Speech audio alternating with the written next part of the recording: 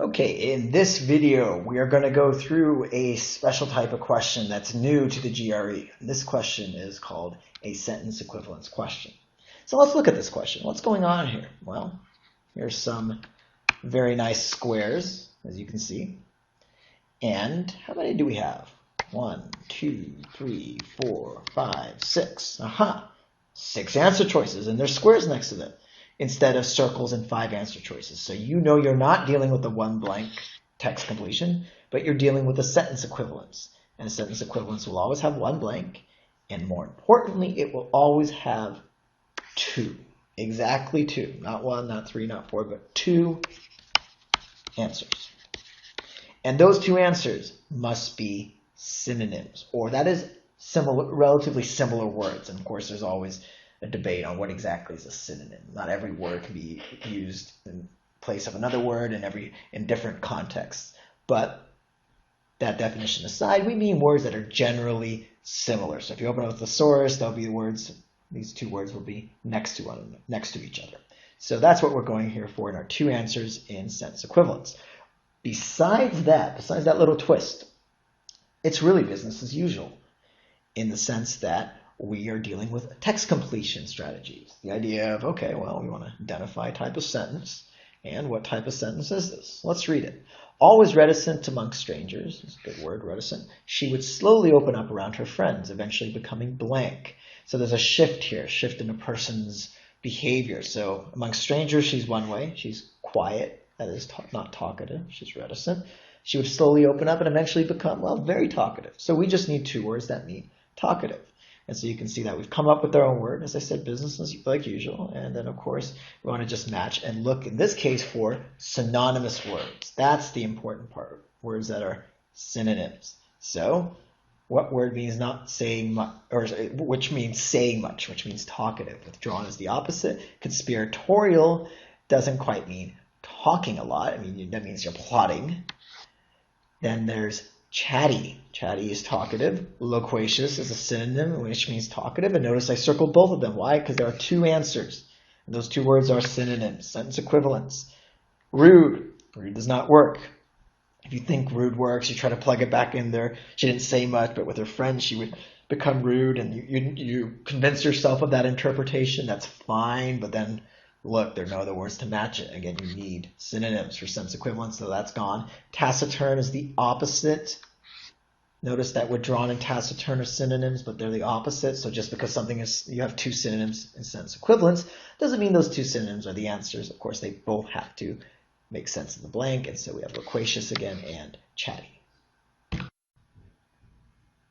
In this video, we're going to look at a sentence equivalence question, and we're going to focus, or sentence equivalence questions, and we're going to focus here on the idea of similar sentences, or as ETS calls them, synonymous sentences. What does that mean? You create synonymous sentences. Well, it means that the 2 answer choices here are going to be very similar words, and we can more or less call them synonyms. However, some people oftentimes argue over what it means to be synonyms. That is, words are always a little bit different, so they're not exactly synonyms all the time. That is, there are very few perfect synonyms. So we don't want to be too picky about this, but if words are generally thrown in the same thesaurus category together, and even this is a little bit of a ambiguous, nebulous territory here with thesauruses. Some thesauruses are very liberal about dumping words into the same bunch. But if the words generally mean the same thing, and especially in the sentence here, they are doing the same thing. That is, they are creating a sentence that doesn't change what's happening here. So let's take a look, and I'm going to show you how synonyms, or at least very similar words, work in a sentence. So let's read it. The 2 ancient kingdoms of whatever, Z and X, don't need to read them out. The latter was the more blank, often training boys as young as 12 for battle. Okay, well, what was it? So, this is business as usual. We want to identify the type of sentence. Is this a shifting sentence, a non-shifting sentence? And here we're simply taking the blank, and we're defining the blank with what comes after comma. So it's a defining the blank sentence. And we want to look for the clues and come up with our own words. Well, the clue is they often trained boys as young as 12 for battle. So what sort of kingdoms were these? Well, they were all about war. And this one of the two, the latter, X, was even, well, more warlike. So we can come up with our own word. Warlike. War happy, whatever you want to put there. And we go through the answers now. So Spartan, you may have seen a movie called 300 that had the Spartans in it. They were definitely warlike. So you may be tempted to choose this. However, Spartan means austere, denying yourself luxuries. So Spartans would train in the snow and wearing sandals. It was harsh training. That doesn't mean necessarily that they are warlike. So Spartan, again meaning austere, is not a synonym for warlike. However, it could be the answer, but I doubt it. Because again, we want something that means getting ready for battle. And to be austere or Spartan doesn't quite hit on it, but let's leave it. Let's say that you don't want to spend too much time just debating one word, because ultimately the answers have to be synonyms. So if we don't see a word like austere down here, then Spartan can't be the answer. Next we have martial. So if you think of martial arts, such as karate, a martial arts is or when you do karate, you're engaging in battle. So the word martial means having to do with war, relating to war. So that could definitely work here. And again, it's not a synonym for Spartan. Next we have notorious, that doesn't work. Then we have formidable. If something is formidable, it's scary. It fills us with awe and respect. And it sounds like X is definitely more formidable. I mean, they're training boys as young as 12. So we could leave that in the batch, sure. But again, are we looking for a synonym? Or can we find a synonym for formidable? That's really what sentence equivalence is about. So let's say we go through here, and there is not a synonym for martial or warlike, but there is a synonym for formidable. Then that would be the answer, even if your own word was warlike. However, what do we have down here? We have warlike, which of course is a much better word as well. And warlike and martial are the answers, and formidable is out. But again, the key is you need similar words. So even if your word is the perfect word, it's warlike, it works so perfectly, but then it's not a synonym or doesn't have a synonym amongst the answer choices, then it has to be a different answer. And in this case, maybe it would have been formidable and a synonym for formidable. So again, we identified a type of sentence, came up with our words, looked for the synonyms, and now let's actually take this idea, take the idea of similar sentences, and let's try them on another sentence.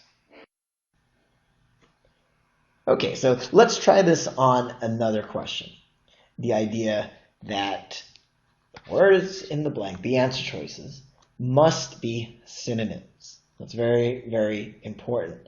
Another important thing as well is just because a word works for the blank doesn't mean that it's the answer. That is, the answers have to be similar words. So you can come up with a perfect word, and it could even be amongst the answer choices, but that doesn't mean it's the answer. So let's read the sentence. And again, it's business as usual, meaning we want to identify type of sentence. Look for clue, come up with their own word. There we go, business as usual. But now what we're really looking for here is this idea of what does it mean to have words that are synonymous, to have two words that are synonyms and create the same sentence. Doesn't change anything in terms of the sentence's overall meaning. Okay, let's read it. The blitzkrieg of anti-smoking images has clearly had a blank effect. Both the number of total smokers and the rate of lung cancer has fallen in recent years. So, what do we know that's going on here? Well, identify type of sentence, there's a colon. Therefore, the blank is going to be defined by what comes after the colon. And it says here, well, what effect is it? Number of total smokers, lung cancer, both have gone down, both have dropped or fallen in recent years. That's good, that's positive. So you can say that, wow, this has been a major effect. It's very dramatic, so we put in dramatic here. That's our own word, dramatic. And we skim through the answers and we see, wow, there's dramatic. There it is. So that's got to be the answer. Now let's look for a synonym for dramatic. Well, hold on though. You don't want to do that necessarily because you may get stymied. Instead, you want to work sequentially through the answer choices. So let's do that. Salutary. Most test takers do not know what salutary means, and that's fine. We can put a little question mark there. Next, we go on to lasting. Lasting effect. Well, is it lasting? It sounds good. It's not our word. Doesn't mean it's wrong. Doesn't always have to match up exactly with our word. as long as it makes sense. But this last thing makes sense. It says that the number of smokers, cancer has fallen. Lasting means it's permanent. Maybe that things will change. We don't know. So lasting doesn't quite work. Dramatic, of course, works. Good. Doesn't mean it's the answer, though. And next we have ephemeral. And I'm going to assume that most of you know what ephemeral means because it is a very high-frequency GRE word. You must know ephemeral. It means short-lived, not lasting a long time. Does that mean it's the answer? Well, no. This is not a short-lived effect. I mean, the numbers of smokers, the rate of cancer has dropped. It's gone down. There's nothing in the sentence to say that, oh, it's only going to be for a short time or even a long time. Nothing about time in there. So we can get rid of ephemeral. Transient. Well, transient is a synonym for ephemeral. But just because you have a pair of synonyms does not make them right, especially if they're not the answers in this case. So those are both gone. And then we have beneficial. Beneficial means good. Something that promotes something good. So it's definitely a beneficial effect. People stop smoking. Cancer's gone down. But, and here's the big but, is beneficial a synonym with the word dramatic? So dramatic is a major effect. Is that the same as a good effect? No, those are not synonyms. So either the answer is beneficial and salutary, or the answer is dramatic and salutary. How do we know this? Well, we know that the only two possible answers besides salutary can be dramatic and beneficial, but because they're not synonyms, they both can't be the answer. Therefore, a definite answer is salutary, even though it's the word you do not know. Now the question becomes, well, a salutary, is it more likely to mean dramatic and major, or is it beneficial and helpful in this case? Well, salute. When someone says salute to you in Latin American languages, or Spanish, of course, that means health. And that comes from the Latin for health. Now, you may not know that, but ask yourself, which one do you think probably means salutary, dramatic or beneficial? I'm guessing you're going to lean yourself towards beneficial. And so beneficial and salutary indeed are synonyms, and dramatic is out. Salutary and beneficial, well, salutary means helpful, healthy, promoting a good effect, as does beneficial. And there are two answers, here and here, not dramatic. And you can see now that, hey, this is a little bit tricky, but not impossible. Again, strategy is key. Only pick two words that are synonyms. Even if it's one word that worked perfectly for you, does not mean it's the answer. In this video, we're going to deal with sentence equivalence questions that are tricky. And the idea, or even the mantra here, is read carefully. And of course, once we read carefully, we want to follow the usual steps of looking for the clue and coming up with our own word. And you'll see that down here. And then, of course, finally, we want to make sure that the two words we choose are synonymous words, or synonyms. So let's look at this. It's a long sentence equivalence question, so let's break it down. The space shuttle was finally able to launch after 3 weeks of inclement weather. The team of research scientists who had been anxiously awaiting to see whether the latest rocket addition would provide the propulsive benefits they had hypothesized. So, there's a lot of noise going on here. We just want to know about the research team here. What are they like? How are they feeling about this space shuttle launch that's been delayed? Well, they were anxiously awaiting.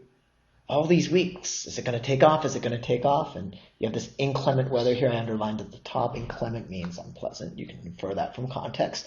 And finally, it takes off after 3 weeks of bad weather. So if they were anxious, what's this liftoff of the space shuttle going to do?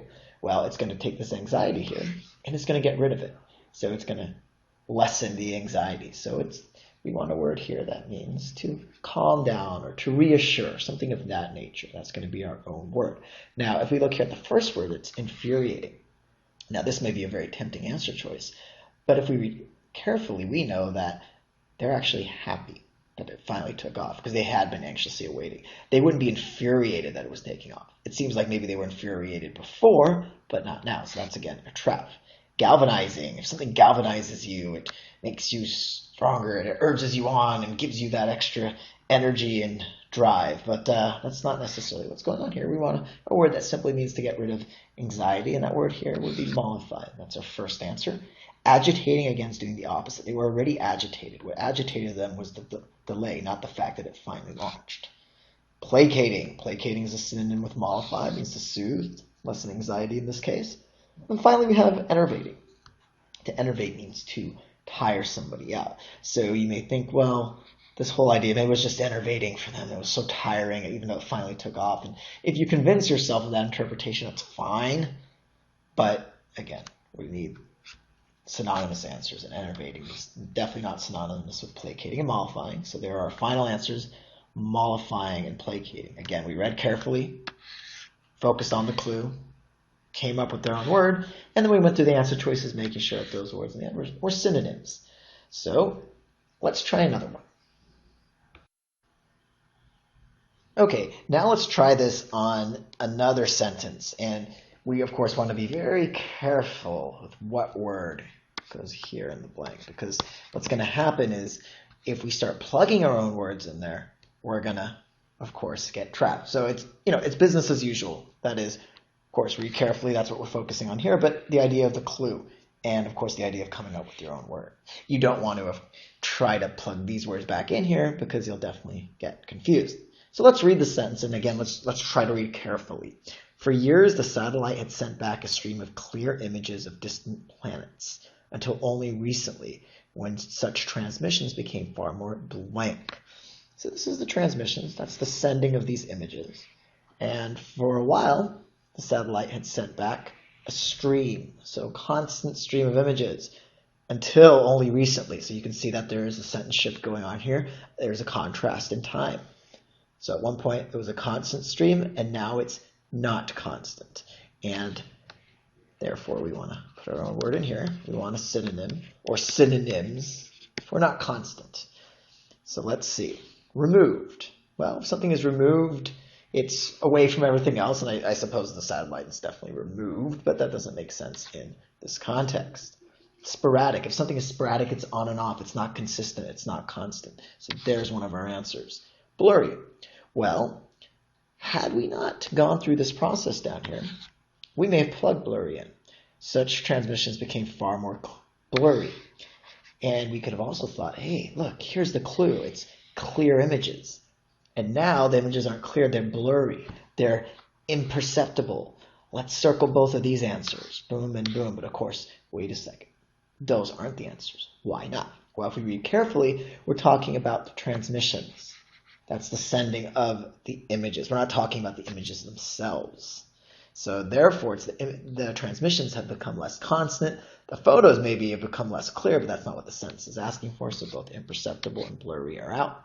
Granular means grainy, not very clear. And again, that's not what we're going for here. We're looking for something that's not constant, that's not consistent. And there we have it. Inconsistent, sporadic, these are synonymous words.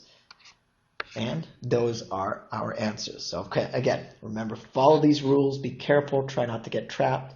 Make sure your two words in the end are synonymous words, and that will get you the point.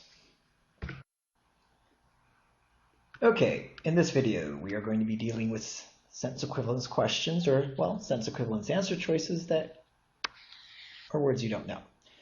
But first off, let's read the sentence, and of course, want to identify a type of sentence. Never one to blank her duties. Heather surprised. Surprised her colleagues. It's a shift in perception. So we have a sentence shifter. And so now what is going on here? Well, she surprised her colleagues because she left important tasks unfinished. So usually she was one to complete her tasks. But let's look at the word up front here. Never one to, never one to ignore her duties. So we have to take the idea of coming up with the opposite here. She doesn't usually leave tasks unfinished. She finishes them, but then the never one to, there's that kind of double shift. So we've noticed that. We've come up with our own word. Now, of course, it's time to match and look for similar words. So if you ignore something, you neglect it, that works perfectly. You don't embrace it. You definitely don't finish it. Sure, don't know what that is. You cherish something, that's not to ignore it. And then you get to the word delegate, and you think, well, I've heard of delegate duties. And I can see that kind of makes sense. She never wanted to delegate her duties. She does them herself. And let's say you convince yourself of that interpretation. But wait a second. We're dealing with sentence equivalence. Does neglect something, is that the same as to delegate it? So I have a friend, John, and he needs to do a task. And I can't do this task. So I'm going to say, hey, John, can you do that task for me? And she says, sure. John finishes the task. So I delegated the task to him. Is that the same as neglecting a task? If I were to neglect it, I wouldn't even delegate it to John in the first place. These are very different words. So this can't be the answer. Even if you convince yourself that it works in context, you need that pair. Neglect definitely works. And so what's the unknown word? It's shirk. And that word definitely works. So don't be afraid of the unknown words. Let's try another one. Let's try a harder one. This one's kind of easy. A consummate technical wizard at the piano. Franz Liszt was so blank as to be able to faithfully mimic the playing of others that Chopin once exclaimed that he thought his own ghost was at the keys. Okay, well, it's a kind of identified type of sentence. There's no shifting going on, so it's not too bad. But in coming up with our own word here, we're going to see that this is difficult. What's the own word here? What's our own word? What's going on in this sentence equivalence? So this guy was good. He was good at the piano. He was a wizard, technical wizard. But he was so blank as to be able to mimic people. So another pianist or another person thought, I heard this guy playing, and it was like I was playing. I could hear my own ghost. This guy was so good. But what sort of good is he? He can adapt and play like anybody else, mimic anyone else. And what's that word? So we come up with our own word in a way, and then we want to match that with words. He's so good he can be like anyone else or mimic anyone else. That word is versatile. So there's our word. To be expert, the very first word though, does that work? Well, if you're expert, you're really good, but does that mean you can adapt to anyone's style? Well, kind of, but not really. Whereas versatile definitely means that. And then here's the thing. Is versatile and expert the same word? And the answer is no. And that's where we want to remember. Don't be afraid of unknown words. Get rid of expert.